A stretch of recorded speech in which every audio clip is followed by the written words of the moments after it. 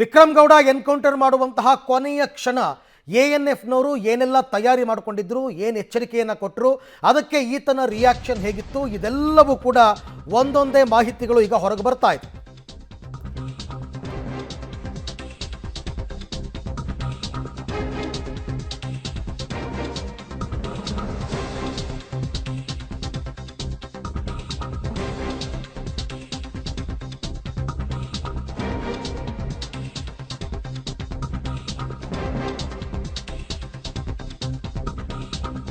ಬಹಳ ರೋಚಕವಾಗಿತ್ತು ಎಎನ್ಎಫ್ನ ವಿಕ್ರಮ್ ಗೌಡ ಕೊನೆ ಕ್ಷಣದ ಆಪರೇಷನ್. ಹಾಗಾದರೆ ಆ ಒಂದು ಕ್ಷಣದಲ್ಲಿ ನಡೆದಂತಹ ಘಟನೆ ಆದರೂ ಏನು? ಒಂದು ಮಾಹಿತಿ ಲಭ್ಯವಾಗಿದ್ದು, ನಿಷೇಧಿತ ಉಗ್ರವಾದಿ ಸಂಘಟನೆ ಅಂದರೆ ಮಾವೋವಾದಿ ಸಂಘದ ಸದಸ್ಯ ಈ ವಿಕ್ರಮ್ ಗೌಡ ವಿಕ್ರಮ್ಗೆ ಕೊನೆ ಕ್ಷಣದ ತನಕ ಅವಕಾಶ ಕೊಟ್ಟಿದ್ದಾರೆ. ಸರೆಂಡರ್ ಆಗು, ನೀನು ಶರಣಾಗಿದ್ರೆ ನಾನು ನಿನಗೆ ವಿಶೇಷ ಪ್ಯಾಕೇಜನ್ನು ಕೊಡಿಸ್ತೀವಿ ಸರ್ಕಾರದಿಂದ ಅಂತ. ಆದರೆ ಶರಣಾಗೋದಕ್ಕೆ ಒಪ್ಪದೆ ಮಾವೋವಾದಿ ಜಿಂದಾಬಾದ್ ಅಂತ ಘೋಷಣೆಯನ್ನು ಕೂಗಿದ್ದಂತೆ ವಿಕ್ರಮ್ ಗೌಡ. ಮಾವೋವಾದಿ ಜಿಂದಾಬಾದ್ ಅಂತ ಕೂದಾಗಲೇ ಈತ ಮಾವೋವಾದಿ ಸಂಘಟನೆಗೆ ಸದಸ್ಯನಾಗಿದ್ದ ಅಂತಕ್ಕಂಥದ್ದು ಕೂಡ ಗೊತ್ತಾಗಿದೆ. ಅಂದರೆ ಎಲ್ಲರ ತತ್ವ ಸಿದ್ಧಾಂತಗಳು ಹೆಚ್ಚು ಕಡಿಮೆ ಕಮ್ಯುನಿಸ್ಟ್ ಸಿದ್ಧಾಂತಗಳೇ ಆಗಿರೋದ್ರಿಂದ ಅದರಲ್ಲಿ ಈತ ಮಾವೋವಾದಿ ಜಿಂದಾಬಾದ್ ಅಂತ ಕೂಗಿದ್ದಾನೆ. ಘೋಷಣೆಯನ್ನು ಕೂಗುತ್ತಾ ಫೈರಿಂಗನ್ನು ಆಪರೇಟ್ ಮಾಡಿದ ಮೊದಲನೇ ಬಾರಿಗೆ ವಿಕ್ರಮ್ ಗೌಡನೇ ಫೈರ್ ಸ್ಟಾರ್ಟ್ ಮಾಡಿದ್ದು. ಆದರೆ ಕೊನೆ ಕ್ಷಣದ ತನಕ ಎಎನ್ಎಫ್ ಅವರು ಅವನಿಗೆ ಶರಣಾಗೋದಕ್ಕೆ ಅವಕಾಶವನ್ನು ಕೊಟ್ಟಿದ್ರು.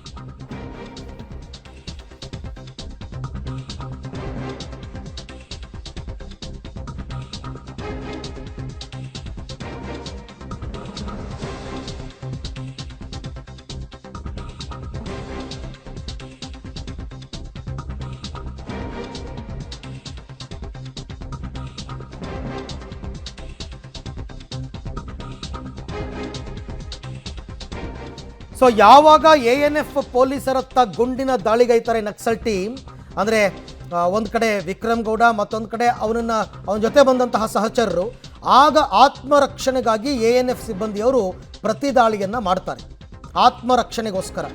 ಆ ಸಂದರ್ಭದಲ್ಲಿ ಸ್ಥಳದಲ್ಲೇ ಕುಸಿದು ಬೀಳ್ತಾನೆ ವಿಕ್ರಮ್ ಗೌಡ, ಸಾವನ್ನಪ್ಪಿದ್ದು. ಆತನ ಬಳಿ ಇಲ್ಲಿ ನೋಡ್ತಾ ಇದ್ದೀರಲ್ಲ, ಇದೇ ಮಾದರಿ, ಇದನ್ನು 9mm ಕಾರ್ಬೈನ್ ಮಷಿನ್ ಗನ್ ಅಂತ ಕರೀತಾರೆ. 9mm ಕಾರ್ಬೈನ್ ಮಷಿನ್ ಗನ್ ಒಂದು ಸಾರ್ತಿ ಟ್ರಿಗರ್ ಆಪರೇಟ್ ಮಾಡಿದ್ರೆ 1 ನಿಮಿಷಕ್ಕೆ 52-60 ಬುಲೆಟ್ಗಳು ಫೈರ್ ಆಗ್ತವೆ ಅದರಿಂದ. ಆ ರೀತಿ ಬೇರೆ ಬೇರೆ ವೆರೈಟೀಸ್ ಇದೆ. ವಿಕ್ರಮ್ ಗೌಡ ಬಳಿ ಅತ್ಯಾಧುನಿಕ ಶಸ್ತ್ರಾಸ್ತ್ರ ಇತ್ತು, 9mm carbine machine gun. Naxal ಟೀಮ್ಗೆ ಶರಣಾಗುವಂತೆ ಪದೇ ಪದೇ ಕೂಗು ಹೇಳ್ತಾರೆ ಎಎನ್ಎಫ್ ಅವರು.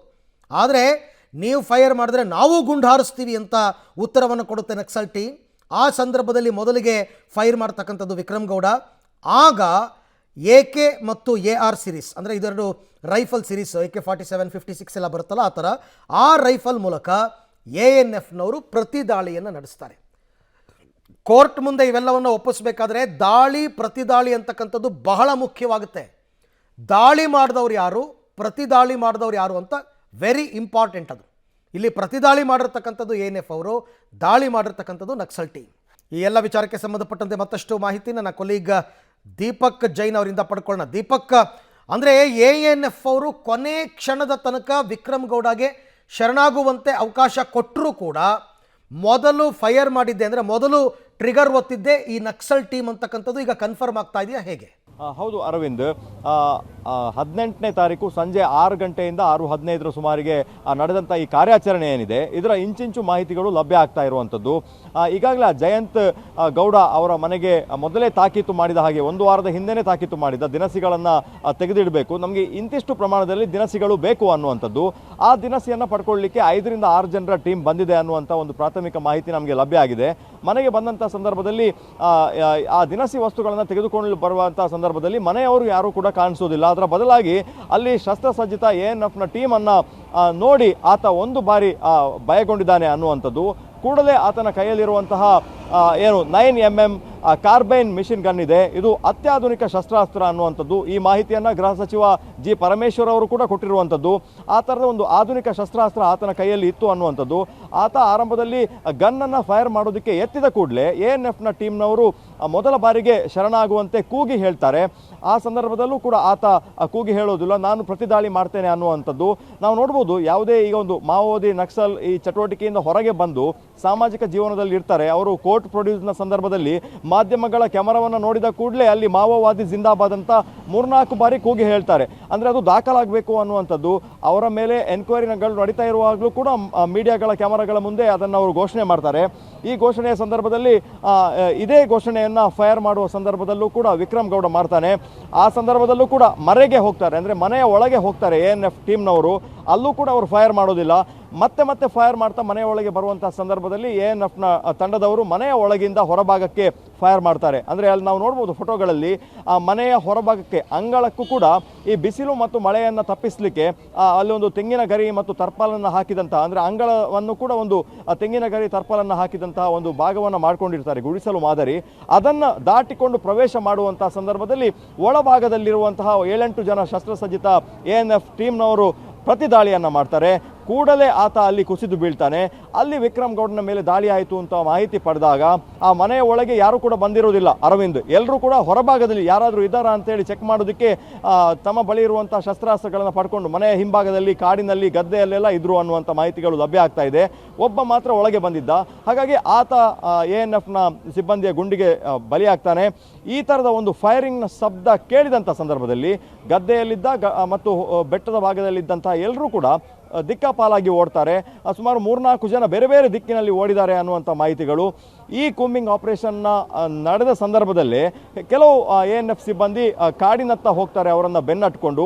ಆದರೆ ಅವರು ಕೆಲವೇ ಕ್ಷಣಗಳಲ್ಲಿ ಅವರಿಗೆ ಕಾಡಿನ ದಾರಿ ಬಹಳಷ್ಟು ಗೊತ್ತಿರೋದ್ರಿಂದ ಮತ್ತು ಆ ಮನೆಗೆ ದಿನಸಿಗಾಗಿಯೇ ಬಂದಿರೋದ್ರಿಂದ ಅವರಿಗೆ ಬಹಳಷ್ಟು ಚೆನ್ನಾಗಿ ಆ ದಾರಿ ಗೊತ್ತಿತ್ತು. ಅಲ್ಲಿಂದ ಅವರು ಓಡಿ ಪರಾರಿಯಾಗಿದ್ದಾರೆ ಅನ್ನುವಂಥದ್ದು. ಹಾಗಾಗಿ ಈ ಕೊನೆಯ ಕ್ಷಣ ಹೇಗಿತ್ತು ಅನ್ನುವಂಥ ಒಂದು ಮಾಹಿತಿಗಳು ಪಬ್ಲಿಕ್ ಟಿವಿಗೆ ಲಭ್ಯ ಆಗಿರುವಂಥದ್ದು. ಅರವಿಂದ್, ಇದರ ಜೊತೆಗೆ ಬಹಳ ಆಶ್ಚರ್ಯ ಆಗ್ತಕ್ಕಂಥದ್ದು, ಇವ್ರ ಬಳಿ ಅತ್ಯಾಧುನಿಕ ಶಸ್ತ್ರಾಸ್ತ್ರಗಳು, 9mm ಕಾರ್ಬೈನ್ ಮಷಿನ್ ಗನ್ ಅಂತ ವೆಪನ್ ಇವ್ರ ಕೈಗಳಿಗೆ ಸಿಗೋದಕ್ಕೆ ಹೇಗೆ ಸಾಧ್ಯ ಆಗುತ್ತೆ? ನಕ್ಸಲ್ಸ್ ಯಾವಾಗಲೂ ಕೂಡ ಭೂಗತರಾಗಿರ್ತಾರೆ ಕಾಡಿನಲ್ಲಿ.